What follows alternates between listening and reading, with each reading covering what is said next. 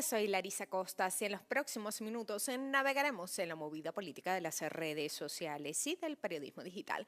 Acompáñame a averiguar en qué anda la revolución 2.0 a un clic.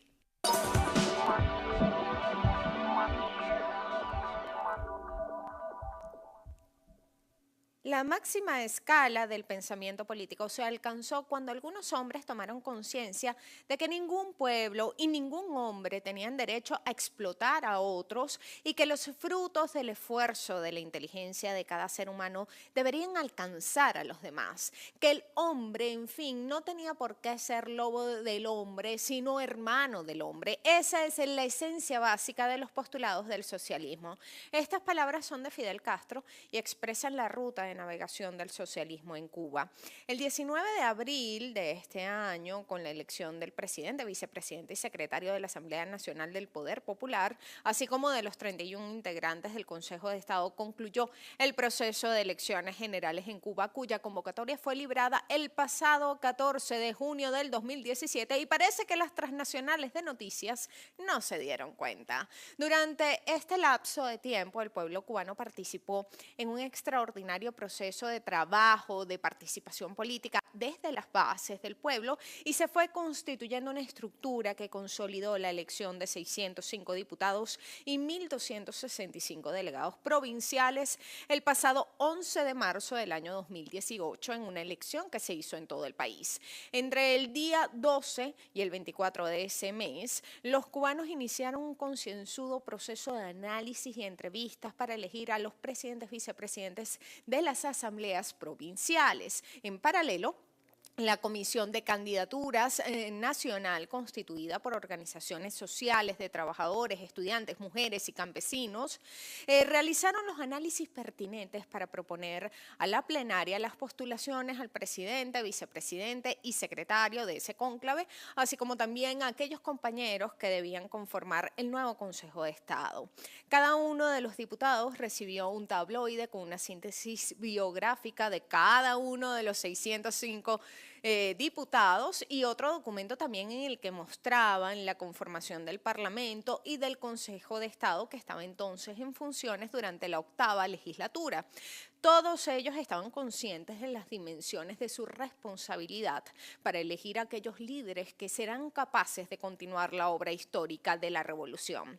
El zapatero y diputado a la Asamblea Nacional, Jorge Luis Romero, ratificó a Prensa Latina el compromiso de defender las conquistas sociales de la revolución, entre ellas el acceso gratuito a la salud y a la educación, que destacan además como líneas de trabajo fundamentales de la nueva legislatura. El diputado Jorge Gómez, que también es el director musical del Grupo Moncada, declaró que tiene confianza total en que los más jóvenes irán asumiendo los cargos de dirección. Todos ellos son personas con una gran capacidad, con su historia y una dignidad a toda prueba. El diverso Parlamento cubano está compuesto por zapateros, deportistas, estudiantes, músicos y héroes, todos ellos unidos e iguales en una revolución que pues hace una revisión de sí misma para mejorar y se fertiliza para florecer. En este contexto, Fernando González y Gerardo Hernández también se juramentaron como diputados tras haber sido prisioneros políticos del imperialismo norteamericano. Las propuestas, por su carácter cualitativo, fueron sometidas a un análisis de software que les permitió conocer cuáles personas recibieron mayor apoyo, cuáles eran las tendencias y qué tipo de composición predominó en el Parlamento. De los 605 diputados, 322 son mujeres, lo que equivale al 53,2% de los curules y convierte a Cuba en la segunda nación del mundo con más representación femenina en el Parlamento, solo superada por Ruanda, donde el número de legisladoras engloba al 61,3% del total de los diputados. En Cuba, el 47,4% de los diputados electos fueron propuestos en reuniones vecinales y el 56,03% asumen por primera vez el cargo.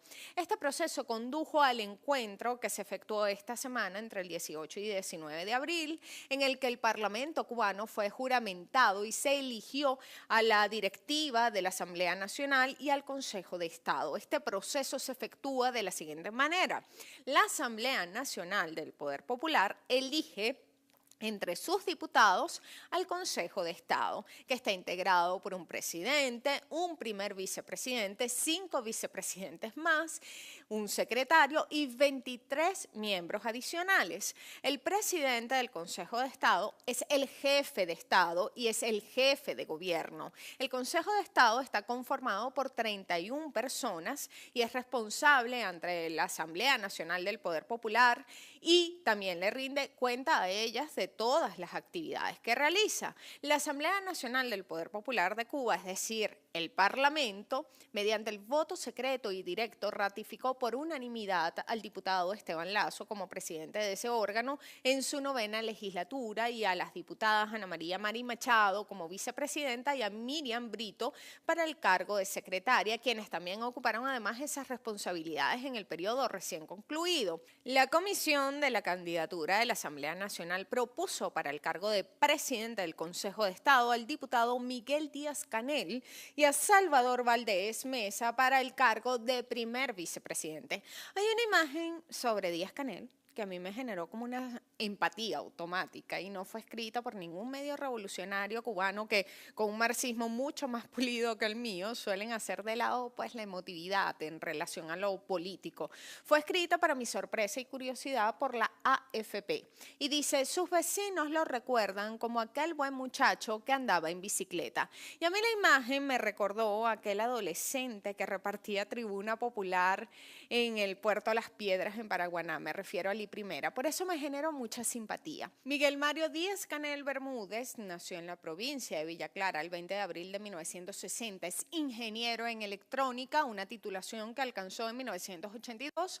Tras su graduación se alistó en las Fuerzas Armadas Revolucionarias hasta 1985. Ese mismo año comenzó a dar clases en la Universidad Central de Las Villas. En 1987 se convirtió en un cuadro de la Unión de Jóvenes Comunistas de Cuba. En breve fue enviado en una misión internacionalista para Nicaragua y a su regreso en 1989 volvió a sus ocupaciones en la organización juvenil, donde alcanzó a ocupar funciones de primer secretario del Comité Provincial en Villa Clara y luego segundo secretario del Comité Nacional de la UJC. Para mí es un dirigente de pueblo, un dirigente de masas. Cuando él dirigió el partido aquí fue sensacional porque ni tenía hora de salida y estaba en todos los lugares. Así lo recuerda José González, un jubilado de Santa Clara para la AFP. En 1993 inició su trabajo como cuadro del Partido Comunista de Cuba y un año después fue electo primer secretario del Comité Provincial en el territorio villaclareño. En el año 2003 fue electo para un cargo igual, pero en la provincia de Holguín. Ese mismo año, a propuesta de Raúl, pasó a formar parte del buró político del Partido Comunista de Cuba. Raúl entonces dijo de Díaz-Canel: tiene un alto sentido del trabajo colectivo y de exigencia con todos los subordinados y predica con el ejemplo en el afán de superarse cotidianamente. Ha mostrado una sólida firmeza ideológica. Tras acumular notables resultados al frente del partido en Holguín, fue promovido en mayo del 2009 al cargo de ministro de Educación Superior hasta el año 2012, cuando asumió como vicepresidente del Consejo de Ministros, quedando a cargo de la atención de diferentes organismos vinculados a la educación, a la ciencia, el deporte y la cultura. Pero un año después, al constituirse la 8ª legislatura de la Asamblea Nacional del Poder Popular, Díaz-Canel fue designado primer vicepresidente de los consejos de Estado y de ministros. El compañero Díaz-Canel no es ningún advenedizo ni ningún improvisado. Su trayectoria laboral acumula casi 30 años, comenzando desde la base. Ese mismo sentir que manifestó Raúl ahí lo tienen la mayoría de los cubanos. En varias intervenciones públicas, Díaz-Canel ha defendido la necesidad de fortalecer el poder popular como una forma de potenciar el desarrollo territorial, así como el diálogo con las nuevas generaciones. Las opiniones distanciadas que buscan escarbar en una imagen irreal de Cuba, pues poco o nada importan ni aportan.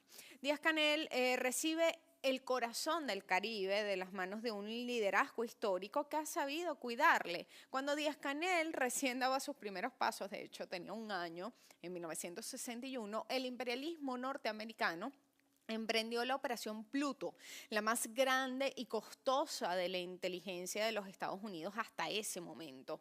El día 15 de abril de ese año, un ataque aéreo a la Ciudad Libertad, a San Antonio y a Santiago de Cuba intentó destruir la flota de aviones de combate cubanos. El plan era tomar 3 playas a lo largo de 40 millas de Bahía de Cochinos con 5 barcos mercantes, 2 unidades de guerra, 3 barcazas, 4 lanchas de carga con el objetivo de inocular a 1.500 mercenarios que les iban a permitir, operación paramilitar mediante, atacar a las Fuerzas Armadas Revolucionarias Cubanas y otras maniobras de combate que los iban a distraer en la costa oriental, norte oriental específicamente, y la zona central del país y Pinar del Río también. Todos estos focos los iban a encender simultáneamente, ¿no? Después de establecer esta cabeza de playa en Girón, Ciénaga de Zapata y centro-sur de la isla, pretendían instaurar un gobierno provisional que solicitaría apoyo a Estados Unidos y este pues respondería con una humanitaria invasión militar. Fidel personalmente lideró los combates, Raúl se hizo cargo de las operaciones en Oriente, Juan Almeida en el centro de la isla y el Che comandó en Pinar del Río. Los enfrentamientos se prolongaron durante 72 horas. Para el 19 de abril, Fidel y Cuba habían propinado la más grande derrota militar en la historia de agresiones de Estados Unidos contra América Latina. La historia de la agresión de Playa Girón no es solo un acontecimiento histórico importante y no solo se tradujo en una gran victoria de la Revolución Cubana y en una gran derrota del imperialismo, sino que también en ocasión de aquella invasión se proclamó el carácter socialista de la Revolución Cubana. Así lo recordó Fidel Castro en un discurso que pronunció un 19 de abril, pero de 1991. Raúl permanecerá al frente del Partido Comunista en Cuba y se mantendrá allí hasta el año 2021. Para continuar contribuyendo a salvaguardar nuestra arma más importante, la unidad, y la más hermosa obra que han hecho, la revolución. Díaz-Canel pronunció su primer discurso como presidente dedicando el primer pensamiento a la generación histórica que con su consagración y humildad los acompaña en esta nueva etapa de responsabilidades. Ellos ennoblecen esta sala y nos dan la oportunidad de abrazarlos en la obra viva. Reconoció las preocupaciones y expectativas que provoca un momento como este, pero también destacó la templanza del pueblo cubano. La revolución cubana sigue de verde olivo para vencer todos los combates. Asumo la responsabilidad para la que se me ha elegido con la convicción de que todos los cubanos seremos fieles al legado del comandante en jefe Fidel Castro Ruz, líder histórico de la revolución cubana, y al ejemplo, el valor y las enseñanzas del general de ejército Raúl Castro Ruz, el líder actual del proceso revolucionario. Los nombro a ellos y evoco a Martí en su semblanza de Céspedes y Agramonte. El extraño puede escribir estos nombres sin temblar, o el pedante, o el ambicioso, el buen cubano, no. Los revolucionarios comprenden que los procesos históricos y que los años pasan. Y mucho más, además, cuando se es marxista, cuando no se le teme a la historia. Habitar en ese pensamiento te deslastra de la tristeza y del pesimismo en la ocasión de entregar el testigo a las nuevas generaciones. Y como dice Raúl, el sentimiento que prevalece es el orgullo del deber cumplido y no hay satisfacción más grande que ver a las generaciones crecer y cosechar sus propios frutos. La mezquindad, en cambio, es alimento de las intrigas propias del capitalismo. Adelante, jóvenes, que en honor a nuestros héroes y a nuestros mártires venceremos. Mientras el capitalismo reincide en el odio y la violencia, nosotros reincidimos en el amor y la esperanza. Hasta un nuevo clic.